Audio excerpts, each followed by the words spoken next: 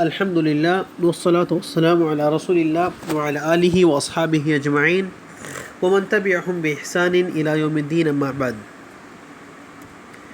بہت دن کے بعد آج میں آڈیو اپلوڈ کر رہا ہوں۔ اللہ سے دعا ہے کہ اللہ ہم کو علم حاصل کرنے میں استقامت دے اور ہماری کوتاہیوں کو، ہماری کمزوریوں کو اللہ معاف کرے۔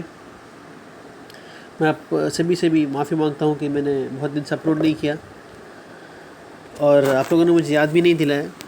پھر بھی کیونکہ ہم لوگوں نے ایک عہد کیا تھا کہ ہم لوگ کچھ نہ کچھ پڑھتے رہیں گے انشاءاللہ، اسی سلسلے میں میں آج کا جو ہے یہ ویڈیو بنا رہا ہوں۔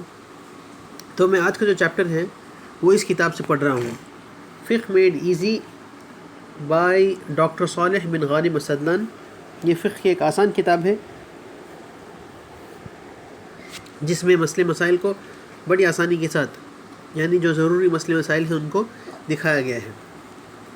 تو آج کا ہمارا ٹاپک ہے نفل نمازیں۔ نفل نمازوں کے بہت سارے فوائد ہیں، اس میں سے ایک چیز یہ ہے کہ قیامت کے دن ہم جانتے ہیں کہ قیامت کے دن ہمارے فرض نمازوں میں جو کوتاہیاں پائی جائیں گی، اور بے شک ہماری فرض نمازوں میں بہت ساری کوتاہیاں، بہت ساری کمیاں ملتی ہیں۔ ان کمیوں کو پورا کرنے کے لیے مسلمان کو چاہیے، ایک مومن کو چاہیے کہ وہ بہت زیادہ سنت نمازیں ادا کرے، نفل نمازیں ادا کرے، تاکہ ان کمیوں کو ان سے بھرا جائے، ان کمیوں کو ان سے پورا کیا جائے۔ تو اسی سلسلے میں کچھ نفل نمازوں کا ہم لوگ انشاءاللہ آج ذکر کریں گے۔ جو اس کتاب میں پیج نمبر 52 میں سب سے پہلی نفل نماز کا ذکر ہے، اس کا ذکر ہے قیام اللیل کا یا تہجد کی نمازوں کا۔ اس میں شیخ صاحب لکھتے ہیں کہ تہجد کی نمازیں، یعنی تہجد کی جو سنتیں، یعنی رات کی جو سنتیں ہیں، رات کے وقت کی پڑھی ہوئی نمازیں، وہ صبح کی پڑھی ہوئی نمازوں سے بہتر ہے، یعنی صبح کی پڑھی ہوئی سنت نمازوں سے بہتر ہے۔ اور رات میں بھی رات کے تیسرے حصے میں جو پڑھی ہوئی نمازیں رات کے پہلے حصے میں پڑھی ہوئی نمازوں سے زیادہ افضل ہے، زیادہ بہتر ہے۔ اب رات کو کس طرح ہم لوگ حصوں میں بانٹیں، کس طرح حصوں میں بانٹیں راتوں کو؟ ابھی میں نے آپ کو کہا رات کا تیسرا حصہ، یعنی لاسٹ 1/3، تو اس کو کیسے بانٹنا چاہیے؟ عشاء کی اذان سے فجر کی اذان تک جتنے گھنٹے ہوتے ہیں اس کو آپ 3 حصہ کر دیں، یعنی ڈیوائیڈڈ بائی 3 کریں، اور پھر اس کے بعد میں جو آخر کا تیسرا حصہ ہے اس کو پورے ٹائم سے سبٹریکٹ کریں، مائنس کریں، پھر آپ کو پتہ چل جائے گا کہ آخر کا حصہ کب ہے۔ مثال کے طور پر سوچو کہ آج کل 8 بجے اذان ہو رہی ہے اور 5 بجے فجر کی اذان ہو رہی ہے، 4:59 ہے لیکن ہم لوگ 5 بجے بولیں گے تاکہ کیلکولیشن کے لیے ہمارے لیے آسان ہو۔ 8 سے 5 بجے تک کتنے گھنٹے ہو گئے؟ 9 گھنٹے ہو گئے۔ 8 سے 5 بجے تک 9 گھنٹے ہو گئے۔ 9 گھنٹوں کو 3 میں ڈیوائیڈ کریں گے تو کیا آ جائے گا؟ 3 3 3۔ تو یہ 9 گھنٹوں میں سے آپ 3 گھنٹے نکال لیجئے، یعنی آخر کے 3 گھنٹے، تو اس کا مطلب رات کا آخری حصہ کب شروع ہوتا ہے؟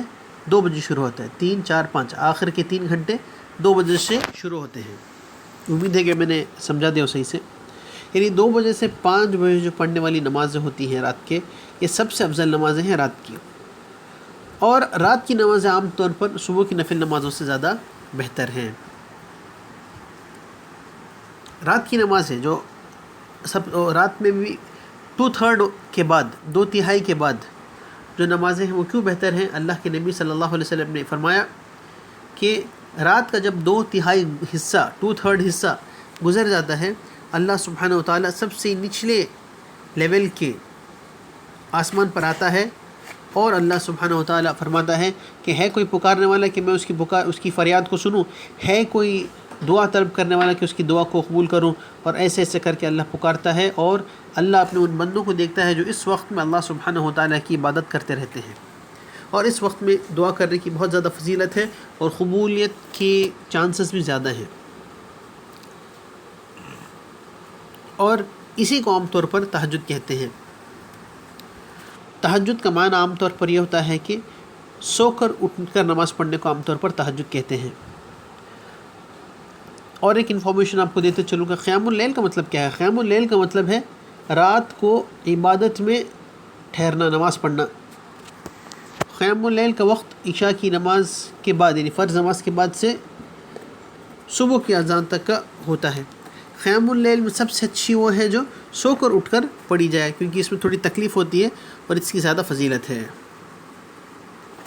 اور کئی سارے احادیث میں اللہ کے نبی صلی اللہ علیہ وسلم نے فرمایا کہ فرض نمازوں کے بعد جو اللہ کو سب سے زیادہ نماز پسند ہے وہ تہجد کی نماز ہے۔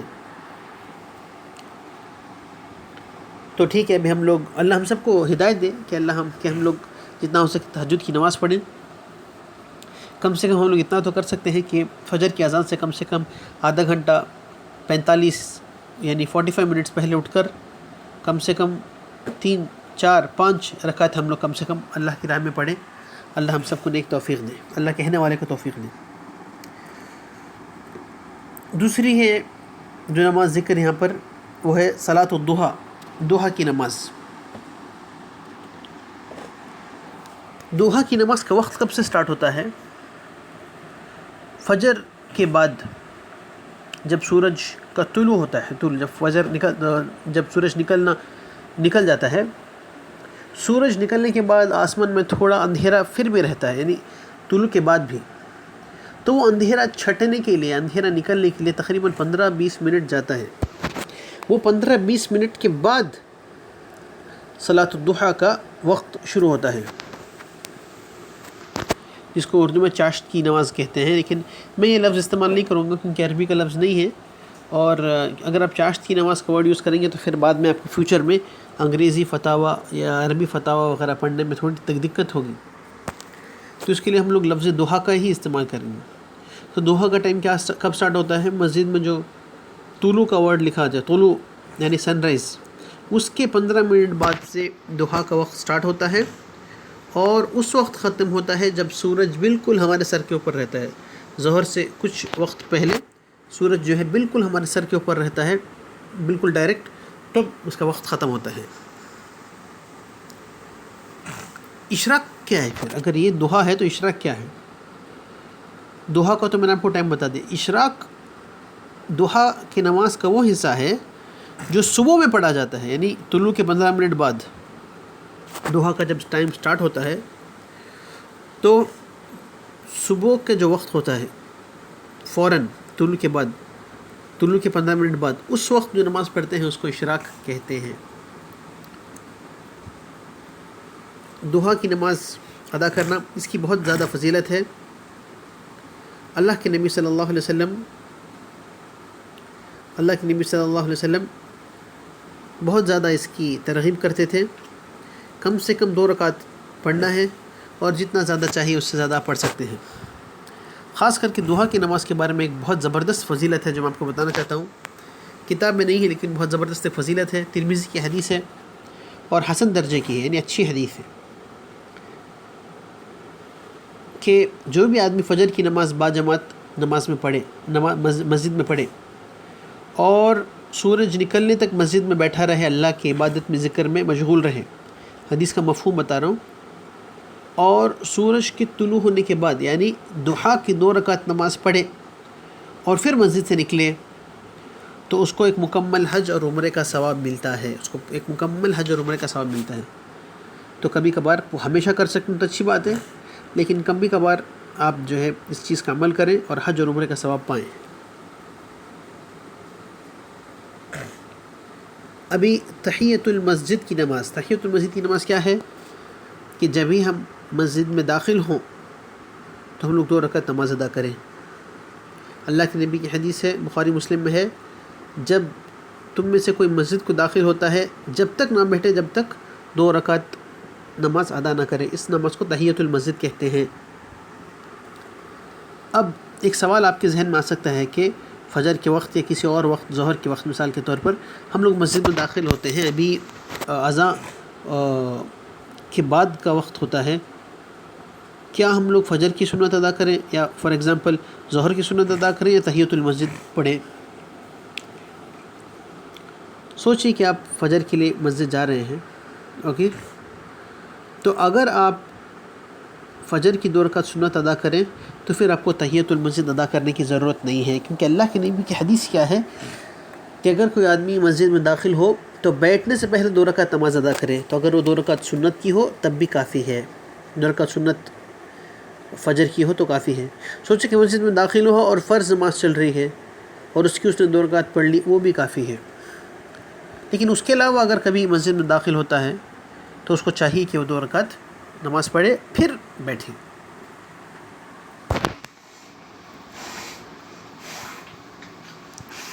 اس کے علاوہ دوسری جو سنت نمازیں ہیں جس کا اس میں ذکر نہیں ہے وہ تحیۃ الوضو ہے۔ تحیۃ الوضو کہ آدمی جب بھی وضو کرے 2 رکعت نماز ادا کرے، 2 رکعت نماز ادا کرے۔ اللہ کے نبی صلی اللہ علیہ وسلم کو ایک بار جنت کی زیارت کروائی گئی خواب میں، تو اللہ کے نبی نے دیکھا کہ جب وہ جنت میں جا رہے ہیں تو ان سے آگے کسی کے 2 قدموں کی آواز آ رہی ہے۔ اللہ کے نبی صلی اللہ علیہ وسلم نے فرشتوں سے پوچھا کس کے قدموں کی آواز ہے، تو فرشتوں نے بتایا کہ یہ بلال رضی اللہ عنہ کی آواز ہے۔ اللہ کے نبی آئے اور بلال سے پوچھا کہ بلال تم کون سا اچھا کام کرتے ہو جس کی وجہ سے میں نے تمہارے قدموں کی آواز، قدموں کی آہٹ جو ہے میں نے جنت میں سنائی دی مجھے؟